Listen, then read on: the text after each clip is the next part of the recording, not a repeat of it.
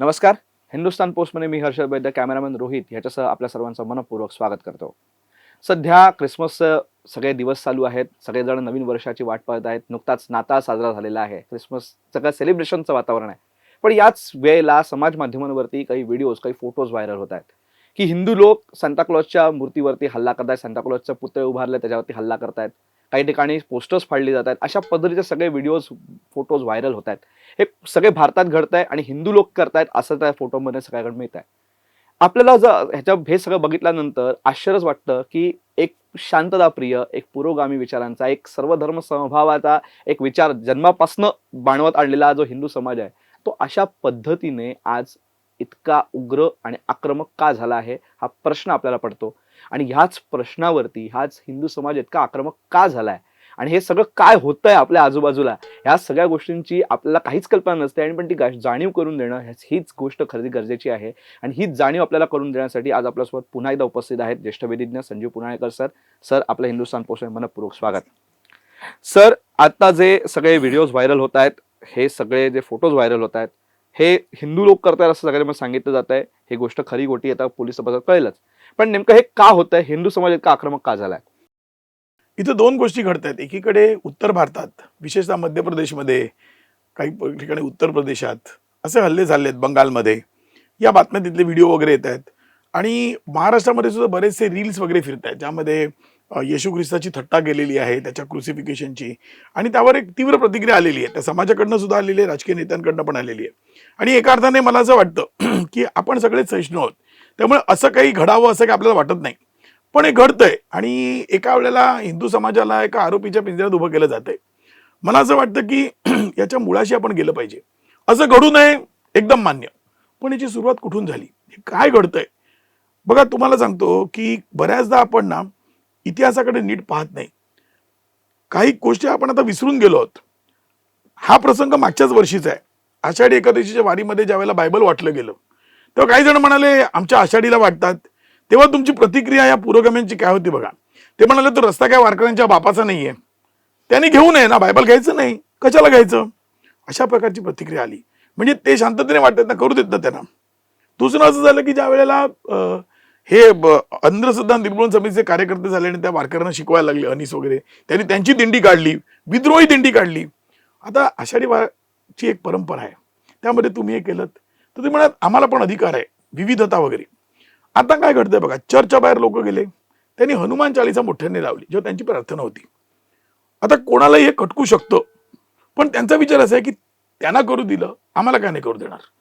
मुद्दा असा आहे की ज्यावेळेला तुम्ही टिंगलटवाळी करता, हिंदू देवदेवतांची टिंगलटवाळी झाली, त्याच्यामध्ये काही चर्चच्या पण काही लोकांनी भाग घेतला, ही वस्तुस्थिती आहे. अर्थात काय होतं की प्रतिक्रिया आली की त्या व्यक्तीविरुद्ध येत नाही, ती काही वेळा निरपराधींच्या विरुद्ध येते. आता ज्या चर्चच्या बाहेर प्रकार चालले आहेत ना, त्या लोकांनी काही केलं असेल असं काही मला वाटत नाही. पण कुठेतरी एक अस्वस्थता आहे आणि एक मेसेज असा गेला की आपण करू शकतो, ते करतायत ना, मग मी का नाही करणार.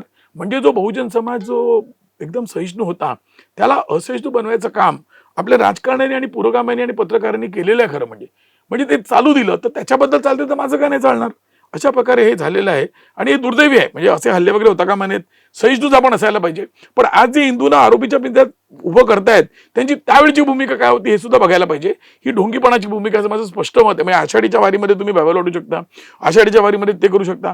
तुम्हाला एक प्रसंग सांगतो, या गोष्टीला मला वाटतं 20 वर्ष वगैरे झाली असतील.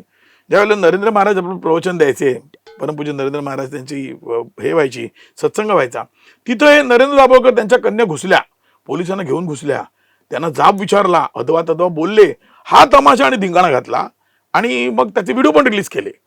आता हा अधिकार यानं दिला कोणी? हा अधिकार दिला कोणी? आणि त्याचं उदात्तीकरण केलं गेलं. म्हणजे ही जी असहिष्णुता आपण सुरू केली, आता हिंदू तसं करू लागलेले आहेत. माझं म्हणणं आहे कोणीच करू नये. श्रद्धा ही चांगली आहे, श्रद्धा राहू द्यात, त्यांची राहू द्या, आमची राहू द्यात. एक काळ असं होतं की आम्ही खूप सहिष्णू होतो, आमच्या म्हणजे हिंदूंच्या ह्याच्यामध्ये ख्रिस्ती मंडळी म्हणजे गणेशोत्सव मंडळ वगैरे सुद्धा असायची, सॅन्टा क्लॉज हिंदू उभा राहायचे. याला कुठेतरी गालबोट लागलं. पण एक कुणी लावलं? तर माझं स्पष्ट म्हणणं आहे, जे पुरोगामी आहेत, हिंदू धर्माची टाळी करत राहायची. एक प्रसंग तुम्हाला सांगतो, विद्याबाळ होत्या, वेळ घेत नाही, विद्याबाळांनी असं केलं होतं, त्या लोकांना हे द्यायच्या, म्हणजे महिलांसाठी, विधवा महिला, परित्यक्ता किंवा गरीब महिला यांच्यासाठी त्या काही शिक्षण वगैरे द्यायच्या विद्यापीठ समाजवादीच्या मिळून साऱ्या जणी नावाच्या मासिकाचं संपादक मंडळ होतं समाजवादी विचारांच्या. त्यांनी एक किस्सा मोठा अभिमानाने लिहिलेला आहे.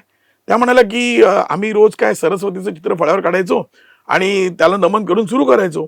एक दिवस मी त्या हॉलमध्ये शिरताना 2 महिला अशा ओघडून उभ्या होत्या. म्हटलं या ना चला आत.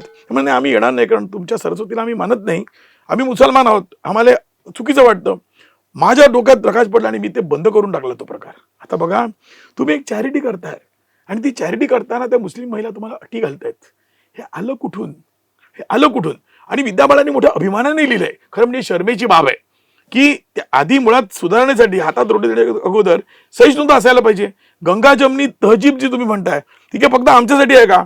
सरस्वतीची पूजा करताना बाजूला हात जोडून उभ्या राहिल्यात किंवा हात न जोडता उभ्या राहिल्यात काय फरक पडतो? परंतु हा जो एक मास त्याने दाखवला त्याच्यापुढे आपण सगळेच चुकलो आहोत. आणि आज हिंदू काय करतात? आता मी मास दाखवतो. म्हणजे अरेला कारे हे कुठे थांबेले सांगता येत नाही. कुठेतरी याची जबाबदारी या पुरोगाम्यांनी आणि या आमच्या विचारवंतांनी तथाकथित बारशात सुद्धा घ्यायला पाहिजे. याची जबाबदारी त्यांचीच आहे असं माझं म्हणणं आहे. सर तुम्ही आता ह्याच्याबद्दल सांगितलं की पुरोगामी आणि या सगळ्या लोकांची गोष्ट आहे. महाराष्ट्रामध्ये आपल्या महाराष्ट्राला पुरोगामित्वाची फार मोठी परंपरा आहे आणि त्याच्यामध्ये मोठमोठे विचारवंत अगदी नाटकांपासनं सिनेमांपासनं याच्या सगळ्याबद्दल पुरोगामित्वाचा डंका पिटला गेला आहे आणि पुरोगामित्व आपल्याकडे थोपवलंच गेलेलं आहे प्रत्येक ठिकाणी. मग महाराष्ट्रात की आता हे पुरोगामीचे तथाकथित पुरोगामी आहेत या लोकांवरती आजच नेमके आरोप का व्हायला लागलेत? आज नेमका ह्यांच्या गोष्टींकडे इतक्या संशयाने किंवा इतक्या वेगवेगळ्या पद्धतीने बोललं की ह्यांच्या विरोधात आपण बोलू शकतो, हे कुठपासून यायला लागलं आणि काय व्हायला लागलं?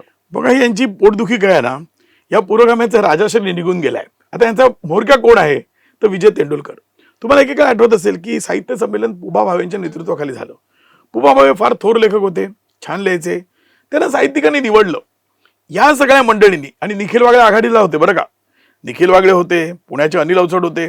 या सगळ्या मंडळींनी साहित्य संमेलनाच्या हॉलवर हल्ला केला आणि ते साहित्य संमेलन उधळून लावलं. म्हणजे ही यांची फॅसिस्ट मनोवृत्ती होती हुकुमशाहीची. आणि त्यांना काय झालं नाही ही वृत्ती होती.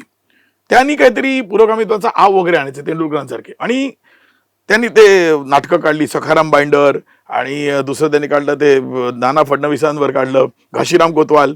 आणि मग ती नाटकं चाललं त्यांचे पैसे मिळायचे. आणीबाणीनंतर तुम्हाला सांगतो की आणीबाणीनंतर अंतुले मुख्यमंत्री झाले. त्यांनी काय केलं, प्रत्येक साहित्यिकाला 1-1 लाखाचा पुरस्कार दिला. तो काळ होता जेव्हा दादरला तुम्हाला फ्लॅट 40,000 मिळायचा. 30 त्या काळात 1 लाख रुपये. आणि श्रीमंत साहित्यिक फार कमी होते. पु ल देशपांडे होते किंवा हे जयवंत दळवी होते, गंगाधर गाडगीळ होते. हे तेंडुलकर हे सगळ्यात श्रीमंत. तेंडुलकरांनी त्यावेळेला दुर्गा भागवतांनी पुरस्कार नाकारला, म्हणाला मला नको. आना पेडणेकर नावाचे एक समाजवादी लेखक होते, त्यांनी सुद्धा कवी होते ते. परंतु हे म्हणाले मला गरज आहे. त्यांनी जाऊन 1 लाख रुपये घेतले. या माणसाने कायम सावरकरांचा, स्वातंत्र्य सावरकरांचा तिरस्कार केला, कायम त्यांच्याविषयी बोलत राहिला. मोदी सत्तेवर आले तेव्हा ते म्हणाले मला मोदींना गोळी घालायची आहे. बघा यांची वृत्ती बघा, गोळी घालायची म्हणाले. आणि त्यांचा उदो करणारी आज मंडळी आहेत की ते म्हणजे काहीतरी स्वातंत्र्याचे पुरस्कार. ते बघा काहीतरी भडक बोलायचं आणि आपली झोळी भरणारे हे अशा प्रकारचे नवभिक्षुक म्हणू शकतो आपण त्यांना. भिक्षुक नाही, नवभिक्षुक. म्हणजे हे काय नव्या सत्तेचे भिक्षुक आहेत. त्याची हांजी करायची आणि पोट भरायचं त्यांचं काम होतं. त्यांचा स्वतःचा मुलगा ज्या वेळेला त्याला काही पैशाची गरज होतो तेव्हा व्यसनाधीन वगैरे झाला होता. एवढा पैसा असून त्यांनी दिला नाही, त्या मुलाने आत्महत्या केली. आणि हे स्वातंत्र्य सावरकरांबद्दल इतकं घाणेरडं बोललेले आहेत. आणि यांचे सगळे शिष्य, राजू पडळकर घ्या, निखिल वागळे घ्या, हे सगळे यांची शिष्यावळी आहे ना, हे असं बोलते. म्हणजे या प्रकारच्या विकृत माणसांनी आपली पुरोगामी म्हणून प्रतिमा दिली होती. आणि या प्रत्येकाला सरकारचा आश्रय होता, सरकारच्या जाहिराती होत्या. आता काय झालं, गेल्या 11 वर्षात सगळं थांबलेलं आहे. त्यामुळे काय झालंय की त्यांच्या मागचं ते कवच निघून गेल्यानंतर हे आता उघडे पडत चाललेले आहेत आणि लोक त्यांच्याबद्दल बोलतायत. स्वाभाविकच त्यांचं सगळं ढोंग उघड केलं आहे. आणि म्हणून आज तुम्ही आणि मी हे बोलू शकतोय. एकेकाळी तुम्ही आणि मी बोलू शकलो असतो आपल्यावर हल्ले झाले असते. पुबाभाव्यातलं काही बोलणं, पुबाभाईंवर हल्ला झाला. आज हल्ला करायची यांची हिंमत नाहीये. ही हा प्रकार आहे. सर तुम्ही असं म्हणताय हे सगळं आहे, पण खरोखरच महाराष्ट्रामध्ये ही गोष्ट पचेल का? महाराष्ट्र या दिशेने जाईल का? की आपण हे आता जे बोलतो आहोत या दिशेने खरंच आपण आवाज उठवणं गरजेचं आहे का? आपल्याला काय वाटतं ही काळाची गरज बनली का? नाही, निश्चितपणे काळाची गरज आहे. याचं कारण असं आहे ना, तुम्ही स्वातंत्र्य सावरकर घ्या, त्यांच्याविषयी इतकं विषय ओकतात. त्यांनी कधी स्वातंत्र्याने कधी कोणा नेत्यावर कधी टीका केलीच नाही. तुम्हाला आठवतंय का त्यांनी काही टीका केली आहे, विषारी लिहिलंय? त्यांच्यावर गांधी हत्येसारखा आरोप झाला, परंतु त्यांच्या टीकेमध्ये असं काही तुम्हाला दिसत नाही. त्यांनी फक्त तत्वांवर टीका केलेली आहे. आणि हा जो नवा वर्ग आलाय, हा वर्ग हिंदूंची टिंगाटवाळी करणं, पुरोगामित्व करणं आणि हे हल्ले करतायत. म्हणजे यांनी काय केलेलं आहे, कुठच्याही प्रकारची जी झुंडशाही आहे या झुंडशाहीला यांनी सुरुवात केली. याच मंडळीने वेळोवेळेला बहुजन समाज ज्याला आपण म्हणतो त्यांना उकसवून एक द्वेषाचं राजकारण केलं. हे सगळं करत असताना हे विसरले की जे तुम्ही पेरताय ते चुकवणार आहे.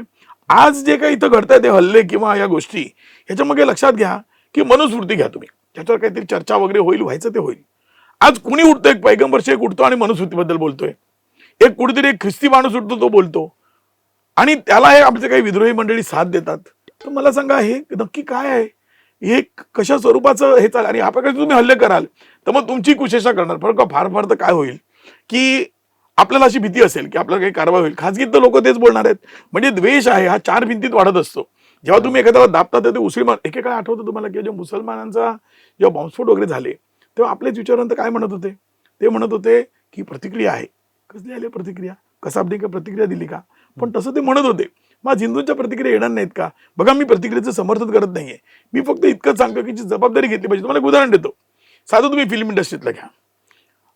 निर्भयासारखं प्रकरण घडलं, तिथे कोणीतरी एक शर्मा होता, तो ब्राह्मण होता, एक यादव होता, त्या मंडळींना शिक्षा झाली, त्यातल्या एकाने जेलमध्ये आत्महत्या केली, त्या बिचारा मुलीला त्यांनी मारलं.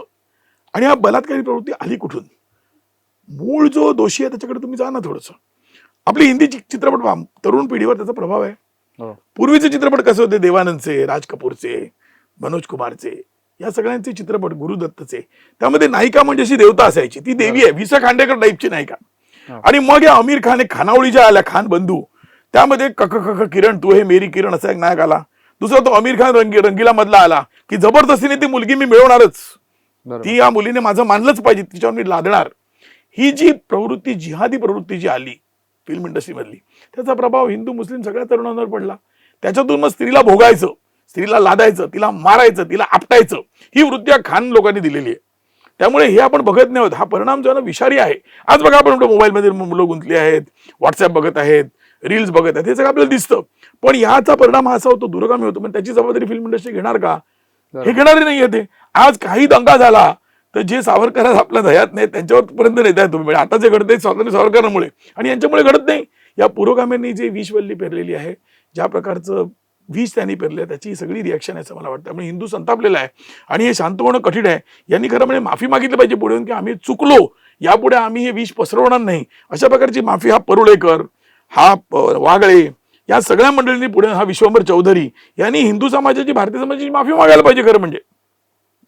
सर, तुम्ही कायमच आपल्याकडे आल्यानंतर तुम्ही जी गोष्ट दृष्टीआड आहे याचं खूप चांगल्या पद्धतीने आकलन करून देता आणि ती गोष्ट आम्हाला समजावून सांगता. आजही तुम्ही आज जे काही घडतंय ह्याच्याबद्दल स्वाभाविकपणे जर समजा बघायला गेलं तर एक खूप निगेटिव्हच प्रतिक्रिया येईल. कोणाहीकडनं निगेटिव्ह प्रतिक्रिया, मग हिंदू असू दे, कुठलाही नागरिक असू दे, कुठलाही धर्माचा असू दे. साधारण तो हल्ला करताना व्हिडिओ बघितला तर कुठलीही निगेटिव्ह प्रतिक्रियाच येईल. पण निगेटिव्ह प्रतिक्रिया देताना आपण हाही विचार केला पाहिजे. हे जो तुम्ही अँगल सांगितलात हे खरंच खूप महत्त्वाचं आहे आणि आजच्या काळासाठी ही खरंच खूप महत्त्वाची गोष्ट आहे. आणि सांगितल्याबद्दल हिंदुस्थान पोस्टतर्फे आपले मनपूर्वक आभार. धन्यवाद. नेहमीप्रमाणे संजीव पुनाळेकर सरांनी आपल्याला ह्याच काय आपल्या ज्या दृष्टीआड सृष्टी जी असते त्याच्याबद्दल आपल्याला सांगितलं आणि कायमच ते आपल्याला जो एक अँगल आपल्या सगळ्यांकडनं कायमच सुटून जातो ते आपल्यासमोर आज ते धरतात, ते आपल्यासमोर उलगडून दाखवतात. आणि आज जर ही जी प्रतिक्रिया उमटते आहे हिंदूंकडून, त्याला नेमकं जबाबदार कोण आणि खरंच हिंदू दोषी आहेत का, आणि हिंदू दोषी असतील तर ते कोणामुळे दोषी आहेत हे आपल्याला त्यांनी उलगडून सांगितलं. आणि या सगळ्या गोष्टींबद्दलचं एक विवेचन त्यांच्या पद्धतीने आपल्यासमोर उलगडून ठेवलेलं आहे. ही मुलाखत तुम्हाला कशी वाटली हे कमेंट बॉक्समध्ये नक्की सांगा. आणि असेच माहितीपूर्ण व्हिडिओज बघण्यासाठी हिंदुस्थान पोस्ट यूट्यूब चॅनलला सबस्क्राईब करा आणि फेसबुक पेजला लाईक फॉलो करायला विसरू नका. धन्यवाद.